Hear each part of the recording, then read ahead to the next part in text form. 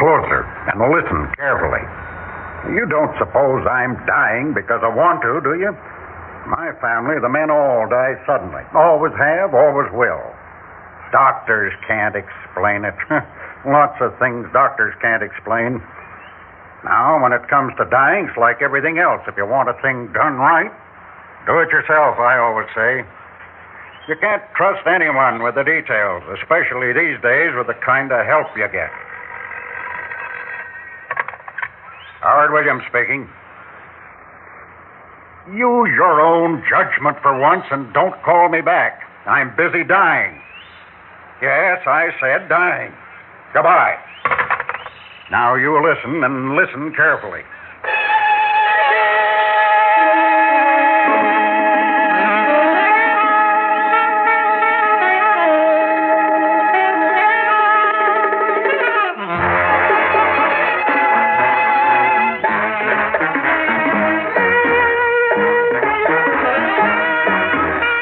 Theater 5 presents A Very Private Phone Call.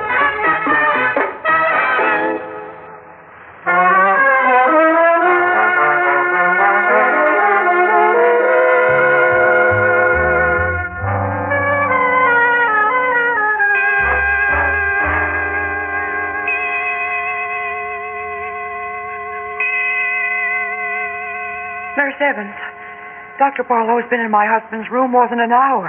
Is something wrong? Now, Mrs. Williams, you mustn't worry. But I am worried. It isn't like Howard to be sick. Well, we all have to be sick sometimes, and Dr. Barlow is very capable. But it's all been so sudden. The way Howard fainted last night, and today he couldn't get out of bed. And now Dr. Barlow won't even let me in the room. Oh, Nurse Evans, I just know something terrible is wrong with Howard. Now, really, worrying won't help, Mrs. Williams. Do let me fix you some coffee. No. And it's no use talking in that soothing way. Howard is going to die. And I'll be left all alone. No, please, you mustn't. And I can't stand being alone. When my father died, I was 27, and I'd kept house for him since I was 16. And then all of a sudden he was gone. And I was alone. Well, we all have to be alone sometimes. But I hate it. I'm not practical. I can't even balance my own checkbook. All I know is how to keep a nice house and entertain. And that's been enough for Howard. He was my father's business partner, you know. After Father died, he looked after things for me, and then, well, we just got married. Of course, he's much older, but I like him. I like my husband very much, Nurse Evans. Even if he won't take me on any trips as he promised he would. Won't take you on any trips? I'm not sure I understand. Around the world. Howard is in shipping, and he owns steamships and plantations and mines in Africa and the South Seas and just everywhere. Places I've longed to go see ever since I read about them when I was a girl. Well, I should think he'd be glad to take you along on his trips, Mrs. Williams. That's just it. He never took any trips. He stayed right here and did all his business by telephone. Do you know how many telephones we have? 13. Before we were married, he promised we'd go around the world on our honeymoon. But then some business came up, and we never went. That's the only thing I have against him in 10 years of marriage. I admire and respect him, and I don't want him to die. I don't want to be left alone again. Now, please, you mustn't let yourself get up. Oh, here's Dr. Barlow. Doctor, how's Howard? Mrs. Williams, your husband wants to speak to you.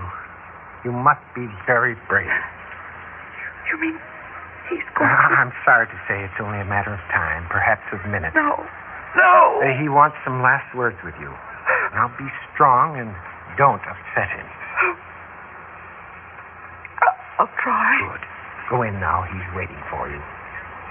All right. Howard.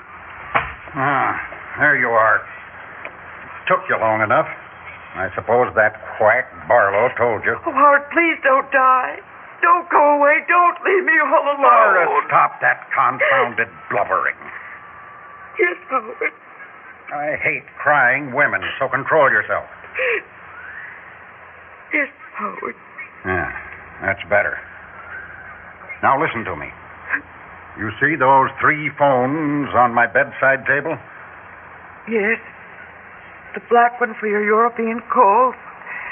The white one for your calls to South America. And the red one. The one that never rings. Oh, you've noticed that the red line never rings. That's because it's intended to ring only once. Only one? I said only once. Don't make me repeat myself. Sorry. When that red line rings, you must be here to answer it. When the time comes, you must not fail me. Promise, Laura? I do, Howard, I do. I won't fail you. Well, I'll give you credit for that. You're reliable. I've tried to be a good wife. Have you been satisfied with me? Yes, of course. You run the house very nicely. Well, then don't die. Don't go away and leave me all alone. Stop sniffling. I told you I detest crying women. I'll try. You don't suppose I'm dying because I want to, do you? In my family, the men all die suddenly. Always have, always will. Doctors can't explain it. Lots of things doctors can't explain. Now listen, Laura, and listen carefully. It's the phone. Which phone is it? White one. South America. Well, see who it is. Not at a time like this. It's business. Answer it. Hello? What? Oh, well, just a moment, please. It's Rio de Janeiro. Shall they send your freighter Woodbine on to Tahiti and then Bali, or direct to Australia? Let me have it. Here. Hello, Howard Williams speaking. Use your own judgment and don't call me back. I'm busy dying. Yes, I said dying. That ought to give him something to think about. Howard? Well? Are they really so romantic? Is who so romantic? You know, Rio de Janeiro, Tahiti, Bali. They're all Americanized with neon lights and soda pop machines. Well, just the same, I'd like to see them. I'd like so much to see them. Now we'll never go. You're dying. We'll never go anywhere. Howard? Howard! Doctor! Doctor! What is it, Mrs. Williams? Oh, nurse, my kit. Yes, sir. Hurry! No perceptible pulse. Respiration nil. Now to check the heart. Doctor, is he... For 1 moment. No heartbeat. Yes, I'm afraid so, Mrs. Williams. Your husband is dead. No. Now, you must be strong. Here is a letter he instructed me to give you after his death. Letter? It explains about the red telephone. You know how your husband opposed what he considered fuss and feathers. He expressly demanded no ceremonies of any sort and left positive orders he was not to be embalmed. That means he must be buried within 24 hours. That's the law in this state. Oh, that's so soon. Tomorrow afternoon, he will be laid to rest in a family vault in Rolling Hills Cemetery. Until the mortician comes, I will remain in this room with the body. That is also your husband's order. I see. Also, his wishes are that after the funeral, you will remain either in this room or the adjoining sitting room for 3 full days, not even leaving for meals. I don't understand. Well, it's all explained in his letter. Now, Nurse Evans, please take care of Mrs. Williams. Of course, Doctor. Come with me, Mrs. Williams. You must rest now. He's gone. Howard's gone. Now I'm all alone.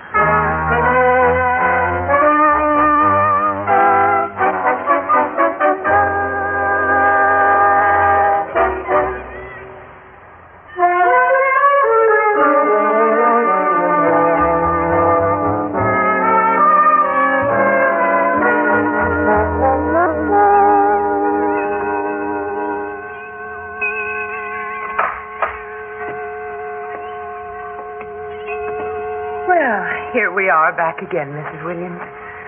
You were very brave. I couldn't cry because it didn't seem real. But men put Howard in a box.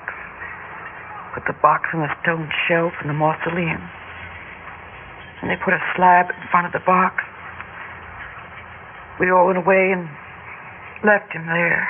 Now, it was a very nice funeral, dignified and simple. You understand that I'll be here to look after you for the next 3 days. I'll be in the room down the hall any time you need me. Yes, thank you. And no one will bother you. The telephones won't ring because the secretary is taking all calls downstairs. Even the red phone? The red phone? He said I must be here to answer it, that I mustn't fail him. Well, I don't know anything about a red telephone, I'm afraid. A letter. The doctor gave me a letter from Howard about it. If I've lost it, Howard will be furious. He'll shout and swear and... He's dead, isn't he? Yes, Mrs. Williams. Is this the letter here on the bedside table? Oh, yes. I must have put it there yesterday. Well, I'll leave you to read it. Oh, excuse me, Mr. Levy. It's all right, nurse. I just wanted to speak to Mrs. Williams. Yes, of course. It's Mr. Reedy, your husband's lawyer, Mrs. Williams. Now, be sure to ring if you need me. My dear, you have been very brave. It just doesn't seem real. I understand. And I've been thinking, why don't you plan a sea voyage, a trip around the world? New sights, new faces to help you forget. No, I don't want to do that. You hear? I won't do it. But I always understood You it. don't understand. Those cruises are full of women traveling all alone trying to find a man and never finding one. Well, I won't be one of those awful women traveling every place all alone. But, my now dear... go away and leave me alone. Perhaps I haven't explained my idea correctly.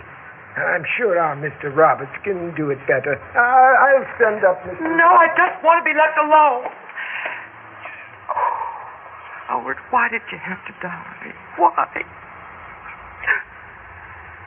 Letter. I haven't read the letter. You'll be angry at me. I'll read it right away, Howard. Right away. Dear Laura, you must stay in this room or the adjoining sitting room for 3 full days. That's because if the red telephone rings, you must be there to answer it. Laura, if that red line rings, it will be me calling you. You calling me? But Howard, I don't understand. Oh, yes, of course, the letter. For generations, Laura, the men in my family have died suddenly. Those quacks, the doctors can't explain it. It's a family inheritance, that's all. But, are you paying attention, Laura? Sometimes we return to life after being, to all appearances, dead. My goodness. I say sometimes return to life. 5 of my ancestors have done so. 5 we know about. 1 was saved.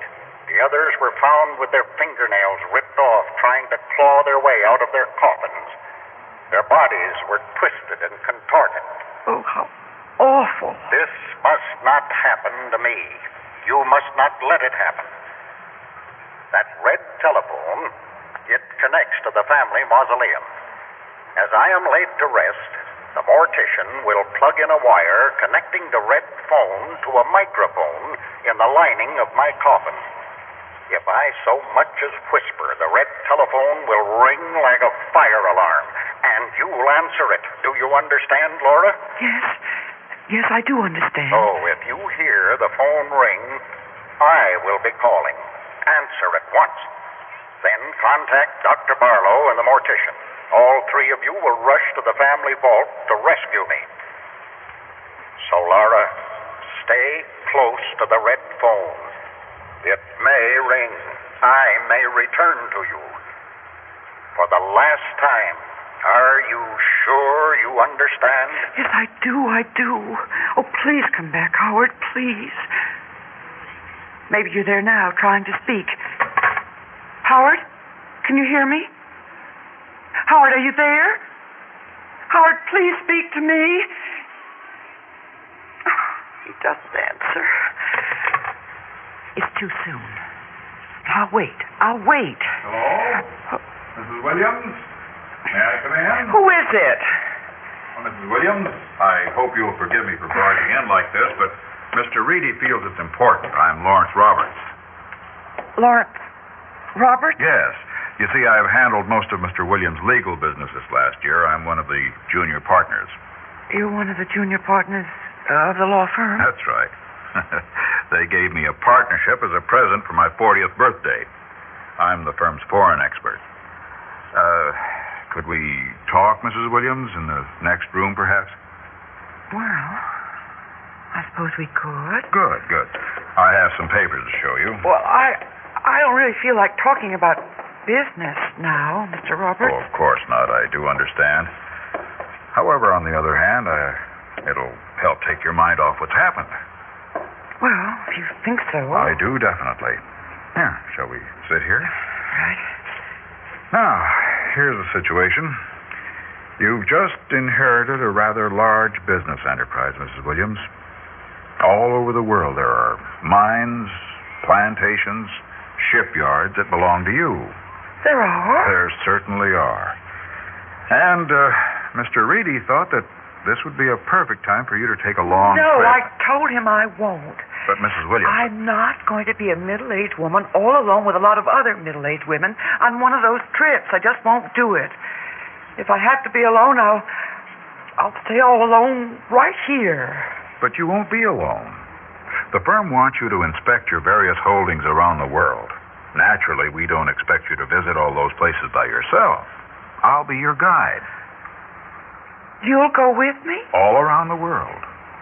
And you couldn't find a better guide. Why, I spend half my time traveling, and besides, well, I'm the only one the firm can spare. You see, I'm the only bachelor. You're not married? Nope, never took the plunge. Too busy traveling, I suppose. Now, this is my plan. First, we go to Rio de Janeiro. We'll get there just at carnival time. Carnival time in Rio. Masks and costumes, dancing, music. And a lot more. Oh. You haven't lived until you've been through carnival time in Rio. Well, from Rio, we'll make a trip by boat up the Amazon. Wonderful. And then on to the Orient. We'll stop off in Tahiti. Tahiti. Of course. And then fly on to Bali. We'll stay long enough to see the exotic native dances. And then? There are dozens more places for us to see. The ruined cities of old Cambodia, picturesque Hong Kong, a trip up Mount Fujiyama. I'll make sure you see everything, Mrs. Williams. Oh, you make it sound so exciting. Rio, Tahiti, Bali, Cambodia, Hong Kong, Mount Fujiyama. Mm-hmm. Excuse me, Mrs. Williams, but... Yes? Well, seems to be a phone ringing in the other room. Oh, yes, there is. Most unusual sort of ring. Can't be an ordinary phone. Sounds more like a small fire alarm. Yes, it's very loud. Want me to answer it for you? Oh, no, it's probably just a wrong number. Let's just go downstairs where it won't bother us, and you can finish telling me all about our lovely trip. Fine. Well, first we have to get you a passport, and then your shots. Oh, well, you'll have to go with me, but I'll be brave. And I suppose you'll have to get some clothes. Yes. What colors do you like, Mr. Roberts? Call me Larry, won't you, Mrs. Williams?